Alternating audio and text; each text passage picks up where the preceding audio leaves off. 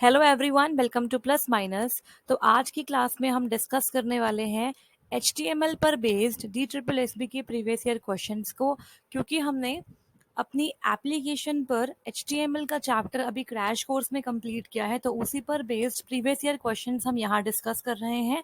इसके बाद हम स्टार्ट करेंगे CSS on application and then we will be starting digital electronics. तो यहाँ पे हम डिस्कस करने वाले हैं क्वेश्चंस जो भी HTML पर बेस्ड जो प्रीवियस पेपर में पूछे गए हैं। तो स्टार्ट करते हैं आज की क्लास को।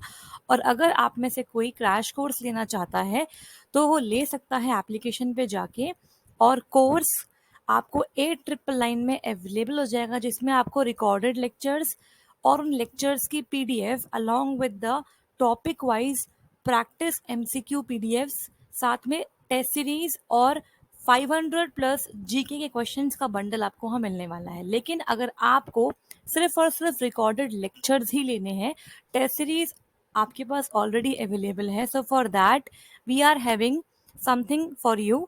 सो उसके लिए आप अप्लाई कर सकते हैं TGT 300 कूपन कोड को। इसको लगा के आप फ्लैट 300 रुपीज़ का डिस्काउंट पा सकते हैं, और सिर्फ यहाँ पे आपको क्लासेस मिलेगी और जीके का बंडल मिलेगा क्वेश्चंस का। यहाँ पे आपको टेस्ट सीरीज नहीं मिलेगी, उन क्लासेस की PDF भी मिलेगी। ठीक है, तो अगर कोई डाउट है किसी स्टूडेंट को तो वो टेलीग्राम पे सर से बात करके उस डाउट को क्लियर कर सकता है। फिलहाल बढ़ते हैं आगे। अगर आपको ये क्लास पसंद आती है तो लाइक कर दीजिएगा, सब्सक्राइब करें हमारे चैनल को, और साथ ही साथ इसे शेयर भी करें सभी फ्रेंड्स के साथ। तो बात करते हैं फर्स्ट क्वेश्चन की। First is what is tag in HTML। सबसे बेसिक सा क्वेश्चन है कि टैग क्या होता है। तो हमने डिस्कस किया है HTML stands for hyper text markup language. और हाइपर टेक्स्ट मार्कअप लैंग्वेज का मतलब क्या है कि इस लैंग्वेज का इस्तेमाल करके हम स्टैटिक वेब पेजेस को डिज़ाइन करते हैं। ठीक है, एज आई ऑलरेडी टोल्ड कि इसे हम टैग बेस्ड लैंग्वेज कहते हैं, जिसके अंदर हर एक टैग जो है वो आपको स्टाइलिंग प्रोवाइड करता है, आपके वेब पेज का लेआउट या जो स्ट्रक्चर है वो डिज़ाइन करने में हेल्प करता है। तो यहाँ पे हर एक डिफरेंट डिफरेंट टैग जो है वो अलग अलग इंफॉर्मेशन को कंटेन करता है आपके वेब पेज पे। So it contains the information about the web page. बिल्कुल ठीक है ये आंसर। बाकी सारे ऑप्शंस देख लेते हैं एक बार। It contains the address of web page, बिल्कुल गलत है, वो तो URL के अंदर होता है। Second is it contains the number of nested tags in the page, not correct. And last is it contains the number of tags in the web page, ये भी करेक्ट नहीं है। फर्स्ट ऑप्शन इज करेक्ट कि tag के अंदर क्या होता है, इंफॉर्मेशन होती है अबाउट द वेब पेज। आगे बढ़ते हैं, बात करते हैं नेक्स्ट क्वेश्चन की। Next is a collection of web pages is known as. बहुत ही आसान सा क्वेश्चन, आप जानते हैं बहुत सारे वेब पेजेस को आपस में जब हम कनेक्ट करते हैं यूजिंग हाइपरलिंक्स, तो हमारे सामने एक वेबसाइट बन के आती है, जिसमें क्या होता है, अगर हम किसी पर्टिकुलर पेज पे क्लिक करते हैं तो वो हमें दूसरे पेज पे रीडायरेक्ट कर देता है, दैट इज अ वेबसाइट। तो बहुत सारे वेब पेजेस के कलेक्शन को बोलते हैं वेबसाइट। एक वेब पेज आप HTML में डिजाइन कर सकते हैं, उसी तरीके से मल्टीपल वेब पेजेस का एक कलेक्शन एक वेबसाइट कहलाता है। वेबसाइट की भी दो कैटेगरी हो सकती है, स्टैटिक वेबसाइट भी हो सकती है हमारे पास, और डायनेमिक वेबसाइट भी हो सकती है। ठीक है, और डायनेमिक मतलब जिसपे जो कंटेंट है वो रियल टाइम पर चेंज होता है, उसे बोलते हैं डायनेमिक वेबसाइट। स्टैटिक का मतलब क्या है, जो कंटेंट है वो एज इट इज रहेगा जब तक यूजर खुद से जाके उसे चेंज ना करे। बढ़ते हैं आगे। Next is which of the following is incorrect regarding user friendly website. तो यहाँ पे आपको कुछ ऑप्शंस दिए हैं और बोला है यूजर फ्रेंडली वेबसाइट के रिगार्ड में कौन सा ऑप्शन इनकरेक्ट है। जब भी आप DSSB का स्पेशली एग्जाम देना चाहेंगे तो आपको नॉट, इनकरेक्ट, इन शब्द का बहुत ध्यान देना है। कई बार हम एक्साइटमेंट में या because of short of time क्या करते हैं, इन वर्ड्स को नहीं देखते हैं और कोई और गलत ऑप्शन टिक कर आते हैं। तो ऐसी सिली मिस्टेक्स हमें अवॉइड करनी है। That's why I am saying कि आपको टेस्ट सीरीज लगानी है। टेस्ट सीरीज लगाने से आप रियल एग्जाम का प्रेशर फील कर सकते हैं और उसे अच्छे से मैनेज भी कर सकते हैं। सो यहाँ पे दिया हुआ है कि यूजर फ्रेंडली वेबसाइट के रिगार्ड में कौन सा ऑप्शन इनकरेक्ट है। It should have faster loading time, तो ये तो बिल्कुल ठीक है। Next is it should have browser consistency, बिल्कुल ठीक है कि अगर आप ब्राउजर चेंज करो तो वेबसाइट पे कोई भी फर्दर चेंज नहीं आना चाहिए। जैसे मान लो अगर मैं गूगल क्रोम में कोई वेबसाइट खोलती हूँ या फिर मैं उसे माइक्रोसॉफ्ट एज में खोलती हूँ तो मुझे वेबसाइट सेम ही दिखनी चाहिए। Next is it should be easily accessible, ये भी ठीक है। Last is it should B cluttered, तो ये ऑप्शन गलत है। इसका मतलब क्या होता है कि सारा कंटेंट बिखरा हुआ सा है, तो ये आपकी यूजर फ्रेंडली वेबसाइट के अंदर नहीं आएगा। हमारा जो कंटेंट है वेब पेज पे या वेबसाइट पे वो प्रॉपर तरीके से ऑर्डर्ड वे में हमें दिखना चाहिए, ठीक है। तो option number D is absolutely incorrect option, और हमें यही वाला मार्क करना है। नेक्स्ट बढ़ते हैं आगे।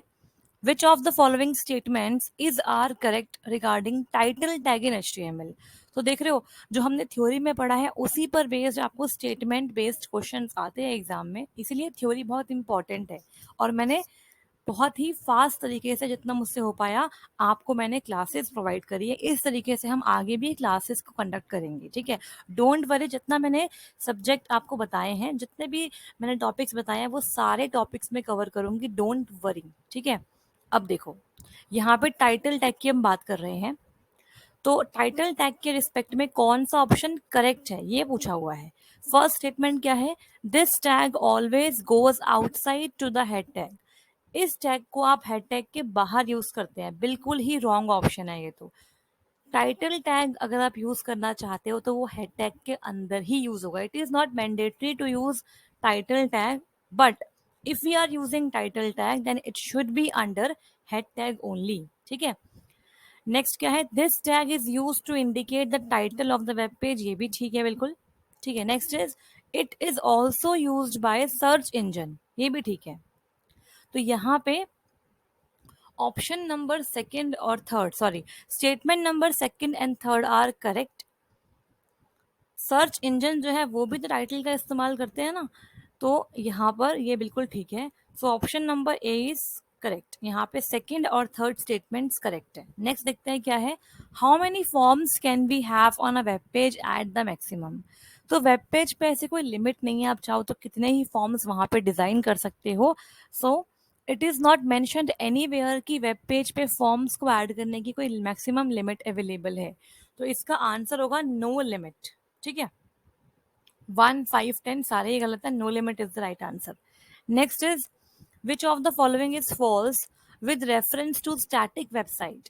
अगर हमारे पास एक स्टैटिक वेबसाइट है तो कौन सा ऑप्शन इनकरेक्ट है with reference to static website. First is content change at run time, बिल्कुल गलत है। अगर स्टैटिक कंटेंट है, स्टैटिक वेबसाइट है, तो चेंज कैसे हो रहा है कंटेंट, पॉसिबल ही नहीं है।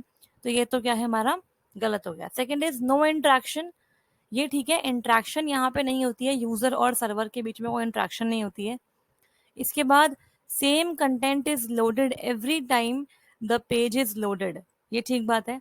It is loaded at a faster speed, ये ठीक है। देखो, जब हमारी वेबसाइट डायनेमिक होती है तो थोड़ा सा वो लोड टाइम लेती है, इसलिए थोड़ी स्लो होती है, बिकॉज रियल टाइम पे कुछ आपका डेटा जो होता है वो कई बार डेटाबेस से भी फेच होता है, या फिर रियल टाइम पे जो एपीआईज आपने लगा रखे वहां से फेच होता है। तो it will take some time more than that a static website, ठीक है। चलते हैं आगे, यहाँ पे ऑप्शन नंबर ए करेक्ट था। नेक्स्ट देखते हैं, which of the following statements about HTML attributes is false, ठीक है। तो आपको बताया था मैंने कि एट्रीब्यूट जो है वो नेम और वैल्यू के पेयर में होते हैं, जिसके अंदर वैल्यू को हमेशा हम डबल कोट्स के अंदर लिखते हैं, ठीक है। एट्रीब्यूट्स क्या होते हैं, ये हमारी एडिशनल प्रॉपर्टी होती है किसी भी टैग्स के साथ जो एसोसिएटेड होती है। फर्स्ट ऑप्शन क्या है, attribute provides additional information about the element, ठीक है, हमें फॉल्स देखना है। Second is attribute usually come in name value pairs like, second is attributes usually come in name value pairs like name is equal to value, ये भी ठीक है। Third is HTML elements can have the attributes, ठीक है, सारे elements के पास attributes हो ये जरूरी नहीं है, लेकिन HTML एलिमेंट्स के पास एट्रीब्यूट्स होते हैं। Last is attributes are always specified in the end tag, मैंने ये आपको पढ़ाया भी हुआ है क्रैश कोर्स के अंदर कि जब भी आपको एट्रीब्यूट का इस्तेमाल करना है तो वो हमेशा एंड टैग में नहीं, स्टार्ट टैग में करना है, ठीक है। फॉर एग्जाम्पल, जैसे मान लो मुझे बॉडी में बैकग्राउंड इमेज लगानी है, तो बॉडी बैकग्राउंड इक्वल्स टू यहाँ पे आपका इमेज का यूआरएल आएगा डबल कोट्स के अंदर, इमेज का यूआरएल जहां पे भी इमेज सेव है आपके सिस्टम में। तो ये बैकग्राउंड क्या हुआ, ये हमारा एट्रीब्यूट हुआ, नेम हुआ ये, और ये उसकी वैल्यू हो गई, ठीक है। और ये आपने लगाया कहाँ पे, स्टार्टिंग टैग में। इसके बाद बीच में कंटेंट आएगा, एंड में आप बॉडी को एंड टैग को क्लोज करोगे, ठीक है। तो कभी भी आपको अगर एट्रीब्यूट लगाना है तो कहाँ लगाना है, स्टार्ट टैग में लगाना है, एंड टैग में नहीं लगाना। आगे बढ़ते हैं। नेक्स्ट देखो, हमने लिस्ट भी किया था, HTML list. What will be the output of the following segment of the HTML codes. तो यहाँ पे ध्यान से देखो क्या बोला गया है। आपको एक सेगमेंट दिया हुआ है एचटीएमएल कोड का और पूछा है कौन सा आउटपुट इसका हो सकता है। ओएल लिस्ट दी हुई है। ओएल देखते ही हमें क्लियर है कि ये ऑर्डर्ड लिस्ट है। कैसी लिस्ट है, ऑर्डर्ड, ऑर्डर्ड लिस्ट है, ठीक है। इसमें एल आई क्या होता है, लिस्ट आइटम होता है, list item. Coffee tea milk, इसके बाद ओएल को क्लोज कर दिया है। तो इसमें से कौन सा आउटपुट आने वाला है, आपको पता होना चाहिए कि ऑर्डर्ड लिस्ट में बाय डिफॉल्ट नंबर्स आते हैं। बाय डिफॉल्ट क्या आते हैं, नंबर्स आते हैं। तो 1 2 3 ये होगा, या फिर 1 2 3 ये होगा, या फिर 1 2 3, या फिर ये तो बिल्कुल नहीं होगा, ठीक है। अब देखो, इसका जो ऑर्डर है वो मेंटेन रहना चाहिए। अगर यहाँ पे कॉफी टी मिल्क लिखा है तो ये 1 2 3 इस तरीके से होगा, कॉफी 1, टी 2 एंड 3 मिल्क। तो यहाँ पे ये ऑर्डर मेंटेन नहीं है, यहाँ पे भी ऑर्डर मेंटेन नहीं है, यहाँ पे ऑर्डर मेंटेन है। This is the right option, ठीक है। इसके अलावा अगर यहाँ पर टाइप एट्रीब्यूट का इस्तेमाल करते, अगर यहाँ लिखा होता OL type is equal to इस तरीके से स्मॉल आई, तो ये आपके क्या है, लोअर केस रोमन नंबर्स को रिप्रेजेंट कर रहा है। Lower case Roman, this is O, Roman numerals को रिप्रेजेंट कर रहा है, ठीक है। तो इसका आंसर क्या आता, फिर ऐसे आता।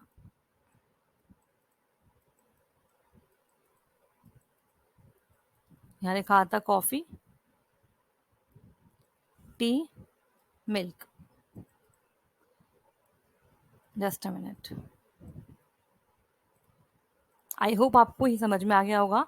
तो depending upon the value of type attribute ये आता है इसका आउटपुट, ठीक है। लोअर केस रोमन नंबर्स में, depending upon the value of the type attribute आपका आउटपुट वेरी करेगा। आगे बढ़े। Next is HTML links are defined with the dash tag. आपको मैंने पढ़ाया हुआ है कि HTML लिंक लगाने के लिए, हाइपर लिंक बेसिकली लगाने के लिए आपको एंकर टैग, जिसे हम बोलते हैं ए टैग, क्या नाम होता है इसका, एंकर, एक मिनट, इसका नाम होता है एंकर टैग,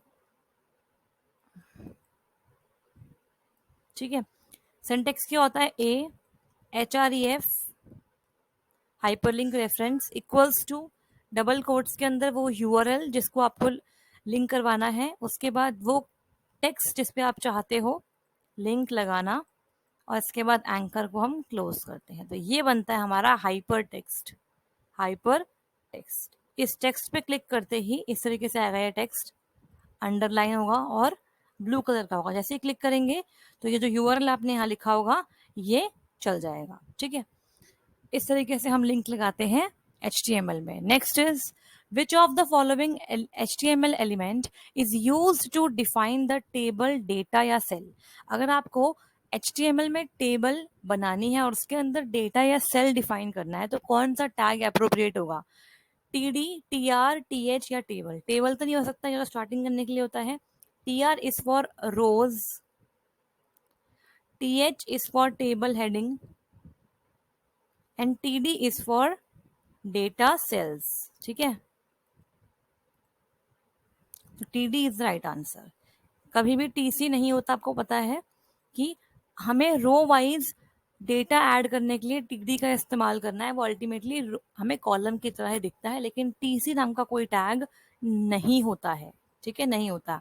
नेक्स्ट बढ़ते हैं आगे, बात करेंगे अगले क्वेश्चन की। Next is which attribute in HTML table tag defines the number of columns in a column group। अगर हमें कुछ नंबर ऑफ कॉलम्स को कंबाइन करके एक कॉलम ग्रुप में बनाना है तो कौन से HTML टेबल टैग के एट्रीब्यूट का आप इस्तेमाल करेंगे? Options are row span, border, col span and span. तो मेरे अकॉर्डिंग इस वाले क्वेश्चन का आंसर कॉल स्पैन होना चाहिए था, ठीक है, लेकिन यहाँ पे जो आंसर है वो स्पैन लगा हुआ है। आई थिंक आफ्टर दिस, जब बच्चों ने इसका चैलेंज किया होगा इस क्वेश्चन को, तो इसको अपडेट कर दिया गया होगा। मेरे according option number C is the appropriate answer for this question. Col span एक एट्रीब्यूट है HTML टेबल टैग का, जिसका इस्तेमाल करके हम नंबर ऑफ कॉलम्स को वन या वन और मोर कॉलम्स को आपस में कंबाइन करके एक सिंगल कॉलम बना सकते हैं। नेक्स्ट बढ़ते हैं आगे, बात करेंगे अगले क्वेश्चन की। Next is which of the following can be use to display black colour in HTML। तो अगर आपको ब्लैक कलर को रिप्रेजेंट करना है यूजिंग RGB फॉर्मेट, तो इसमें से कौन सा राइट ऑप्शन होने वाला है? अब देखो, कलर को रिप्रेजेंट करने के लिए हम RGB या फिर हम CMYK या फिर हम हेक्साडेसिमल कोड का भी इस्तेमाल कर सकते हैं। तो यहाँ पे RGB बोला है और दो कलर्स तो आपको याद होने ही चाहिए, ब्लैक एंड व्हाइट, स्पेशली यहीं से क्वेश्चन आता है। तो देखो, अगर आपको ब्लैक कलर रिप्रेजेंट करना है तो राइट आंसर इज RGB 000। यहाँ पे फर्स्ट वाला 0 is for the, just a minute, this is for red, this is for green, this is for blue. अगर आपको यहाँ पे ब्लैक की जगह व्हाइट दिया होता, क्या दिया होता? व्हाइट कलर, तो इसका आंसर बनता RGB 255, 255 और 255, ठीक है, ये व्हाइट कलर के लिए है। अब इसके अलावा अगर वो आपसे हेक्साडेसिमल में पूछता इनका आंसर कि ब्लैक कलर को हेक्साडेसिमल कोड में कैसे लिखते हैं, तो आपको पता है कि स्टार्टिंग करते हैं हैश सिंबल से और उसके बाद 0 0 0 0 0 0। ये हेक्साडेसिमल कोड है फॉर ब्लैक कलर। क्या है ये? हेक्साडेसिमल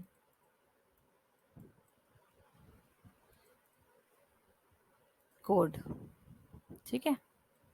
इसके बाद ब्लैक कलर के लिए we are using F F F F F F, ये व्हाइट कलर के लिए, ठीक है। तो आई होप आपको ये क्लियर हो गया होगा, इतना आपको पता होना चाहिए।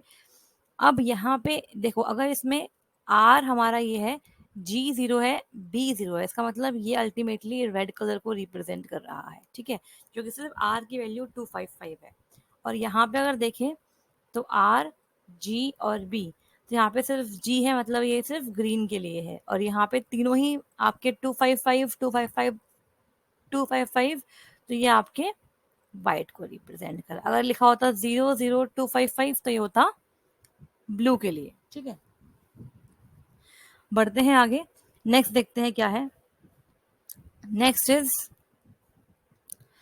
What is image map in HTML।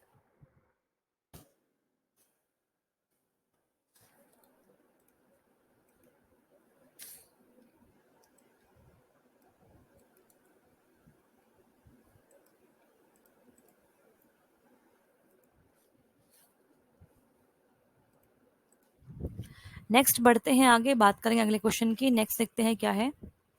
In HTML, a color can be specified in the form of HSL, hue, saturation, and lightness, where hue is the degree on the color wheel from 0 to 360. What are the hue values representing red, green, and blue? तो इतना भी आपको पता होना चाहिए। हालांकि ये question थोड़ा हाई लेवल का हो गया, ये आपके PGT में पूछा हुआ क्वेश्चन है, बट स्टिल हमें आइडिया होना चाहिए ताकि हम इसको भी समझ पाए। देखो, स्टार्ट करते हैं यहाँ पे। इससे पहले आपको ये पता होना चाहिए कि RGB के अलावा हमारे पास RGB A भी होता है, RGB A भी होता है, ठीक है, एक मिनट। इससे पहले आपको एक और चीज मुझे बतानी है कि कलर में RGB कोड के अलावा RGB A भी होता है, ठीक है, जिसके अंदर A का मतलब होता है अल्फा। A का मतलब क्या होता है? अल्फा। तो ये बताती है opacity of colour, opacity of colour, कि हमें कलर कितना दिखाना है। तो इसकी जो वैल्यू होती है वो होती है 0.0 से लेके 1.0 के बीच में, ठीक है, जिसके अंदर अगर इसकी वैल्यू हमने कर दी 0.0, तो मतलब वो फुली ट्रांसपेरेंट है, हमने उसे ओपेक किया ही नहीं, वो क्या है? फुली ट्रांसपेरेंट कलर है। और अगर इसकी वैल्यू है 1.0, तो इसका मतलब ये नॉट ट्रांसपेरेंट है, बिल्कुल ओपेक हो जाएगा, नॉट ट्रांसपेरेंट। इसका आपको आइडिया होना चाहिए। इसके बाद हम बात करेंगे HSL की, ठीक है। तो इसे क्लियर कर लेते हैं। अब बात करते हैं HSL वैल्यू की। तो यहाँ पे HSL वैल्यू, ये भी हमारे कलर को रिप्रेजेंट करने के लिए यूज में आता है, जिसके अंदर H का मतलब दिया हुआ है ह्यू, एंड S मतलब सैचुरेशन, एंड L मतलब लाइटनेस। तो ह्यू बेसिकली एक क्या होती है, कलर की डिग्री होती है व्हील के ऊपर फ्रॉम 0 to 360। इसके अलावा सैचुरेशन का मतलब क्या होता है, सैचुरेशन का मतलब होता है intensity of colour. Just a minute, ये आपकी कलर की इंटेंसिटी को शो करता है।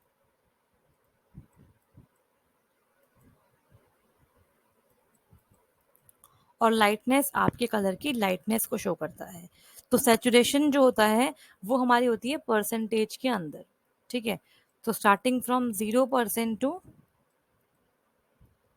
100% ये रहता है। 0% का मतलब क्या है कि यहाँ पे शेड ऑफ ग्रे आएगी, एंड 100% का मतलब क्या है कि फुल कलर दिखाई देगा, ठीक है। फुल कलर इंटेंसिटी रहेगी।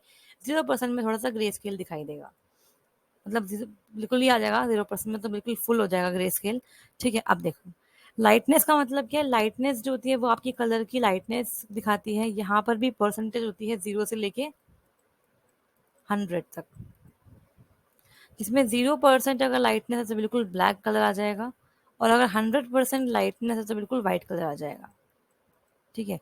अगर इसके बीच में कोई परसेंटेज है, मान लो 52%, तो वो क्या हो जाएगा, ना तो पूरा लाइट होगा ना पूरा डार्क होगा, इसके बीच की शेड हो जाएगी, ठीक है, इस तरीके से। फिलहाल यहाँ पे हम बात कर रहे हैं ह्यू की। अब बात कर लेते हैं ह्यू की। तो ह्यू बेसिकली क्या होता है, डिग्री ऑफ कलर को रिप्रेजेंट करता है कलर व्हील पे। तो इस तरीके से मान लेते हैं हमारे पास एक कलर व्हील है,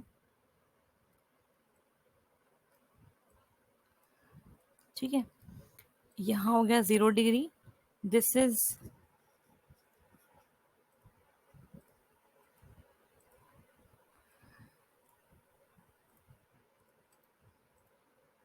this is 0 degree, this is 60 degree, this is 120 degree, 180 degree,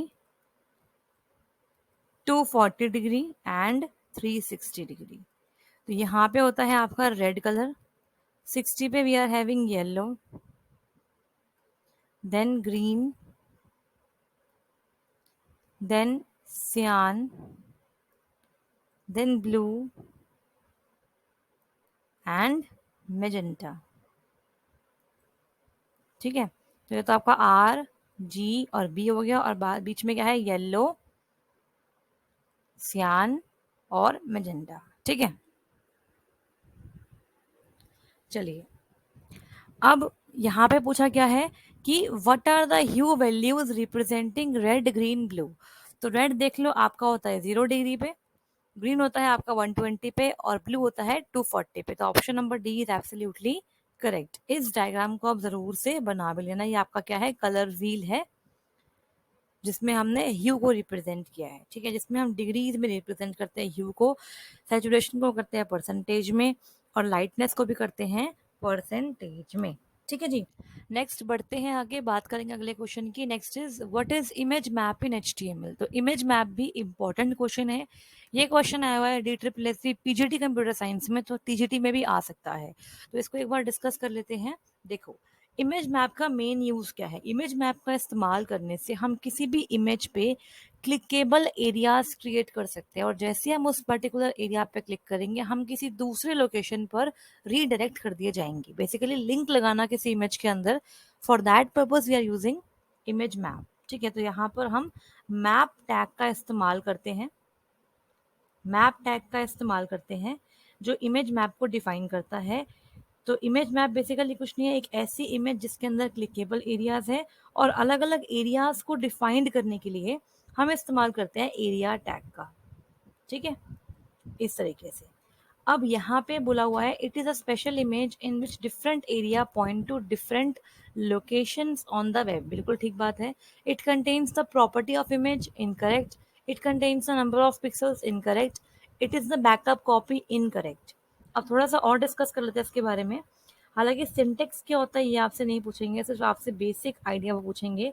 for TGT point of view. तो करना क्या होता है, जैसे मान लो मुझे किसी इमेज को क्लिकेबल बनाना है, तो मैंने लिखा image img src is equal to, मान लेते हैं इमेज का नाम है काइट डॉट जेपीजी, ये इमेज का सोर्स है। और यहाँ पे आप ALT एट्रीब्यूट या हाइट विड्थ का भी इस्तेमाल कर सकते हो। इसके बाद जैसे मान लो हमने ALT का इस्तेमाल किया, तो ALT में हमने लिख दिया कि ये काइट की इमेज है। और यहाँ पे आपको यूज मैप एट्रीब्यूट का इस्तेमाल करना है, यूज मैप इक्वल्स टू, और यहाँ पे आप मैप का जो भी नाम होगा वो दोगे, और यहाँ पे हैश करके आप दोगे नेम ऑफ द मैप। तो मान लेते मैंने दे दिया माई मैप, ये मेरे मैप का नाम है इस तरीके से, ठीक है। इसको बंद किया, और यहाँ पे आपको मैप टैग का इस्तेमाल करना है, मैप, उसके अंदर नेम एट्रीब्यूट है जिसकी वैल्यू इस वाले नाम पे आपने सेट कर दी, आपने लिख दिया माई मैप, ठीक है। अब जितने भी एरिया आपको यूज करने हैं इसके अंदर, उसके लिए आप लगाओगे एरिया टैग। यहाँ पे आप शेप एट्रीब्यूट का इस्तेमाल करके कोई शेप दे सकते हो, जैसे कि मैंने रेक्टेंगल के लिए RECT शेप दी, ठीक है। इसके बाद आपको यहाँ पे कोऑर्डिनेट सेट करने होते हैं कि कौन से कोऑर्डिनेट होने वाले हैं इसके, तो इसके चारों कोने आप सेट कर लेंगे इसके अंदर सेपरेटेड बाय कॉमा। और उसके बाद आप यहाँ पे HREF लगाने के बाद लिंक लगा सकते हो कि कहाँ पे आपको जाके इस पर क्लिक करना है, ठीक है। इस तरीके से ऐसे मल्टीपल एरिया टैग आप लगा सकते हो, और एंड में जाके आपको इस मैप को बंद कर देना होता है, ठीक है। तो हम एक इमेज पे मल्टीपल एरिया भी बना सकते हैं। क्लियर हो गया होगा। यहाँ पे कोऑर्डिनेट्स बेसिकली ये बताते हैं कि जो आपको पर्टिकुलर एरिया चूज करना है उसके कौन कौन से एंड पॉइंट होने वाले हैं। अब यहाँ पर एक और चीज आपसे पूछी जा सकती है, वो ये है कि जो शेप एट्रीब्यूट है उसकी कौन कौन सी वैल्यू हो सकती है, किस किस तरीके से आप शेप को एक क्लिकेबल एरिया बना सकते हो। तो यहाँ पर शेप्स में आपको वैल्यू मिल सकती है, शेप एट्रीब्यूट की वैल्यू हो सकती है रेक्टेंगल, रेक्टेंगल रीजन को डिफाइन करने के लिए, सर्कल सर्कुलर रीजन को डिफाइन करने के लिए, इसके अलावा पॉलीगन जो होता है पॉली, वो पॉलीगन रीजन के लिए। इसके अलावा डिफॉल्ट, डिफॉल्ट जो है वो आपके पूरे इमेज को ही चूज कर लेगा, इमेज को कहीं पे भी क्लिक करेंगे वो एक ही रीजन मानेगा, उस पर क्लिक करके वो आपको नेक्स्ट लिंक पे ले जाएगा, ठीक है। तो इस तरीके से काम करता है हमारा इमेज मैप। तो ये हमारे नोट्स में नहीं था बिकॉज ये इतना इंपॉर्टेंट नहीं है for TGT point of view, लेकिन स्टिल मैंने आपको यहाँ पे इसका सिंटैक्स, इसमें यूज होने वाले सभी टैग्स बता दिए हैं, ताकि एग्जाम में अगर आपसे पूछना तो आपको बेसिक आइडिया होना चाहिए।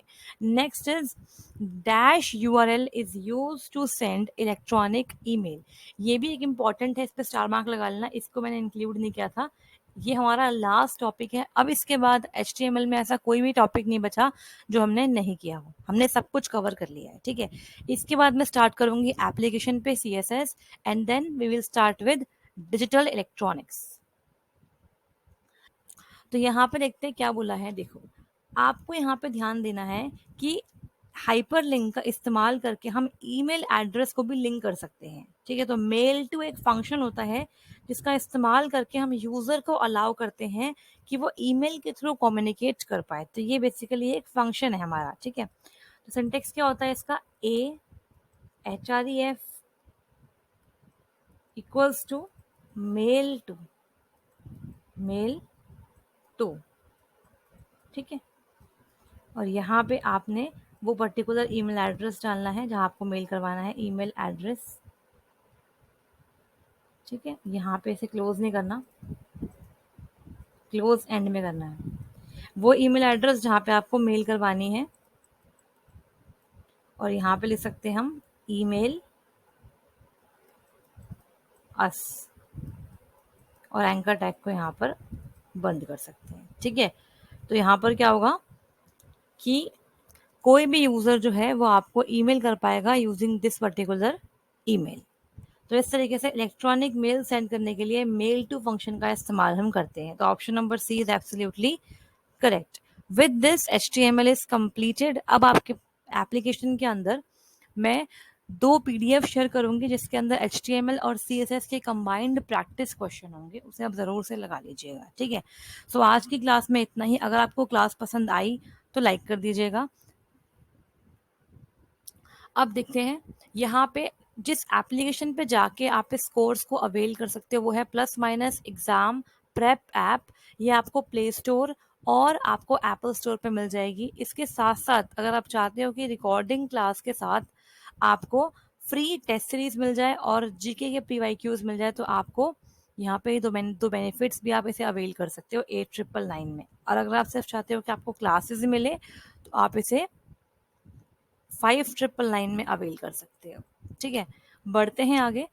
अगर आपको आज की क्लास पसंद आई तो लाइक कर दीजिएगा, सब्सक्राइब करें हमारे चैनल को और इसी के साथ साथ इसे सभी फ्रेंड्स के साथ शेयर भी करें सो दैट सबकी मैक्सिमम हेल्प हो पाए।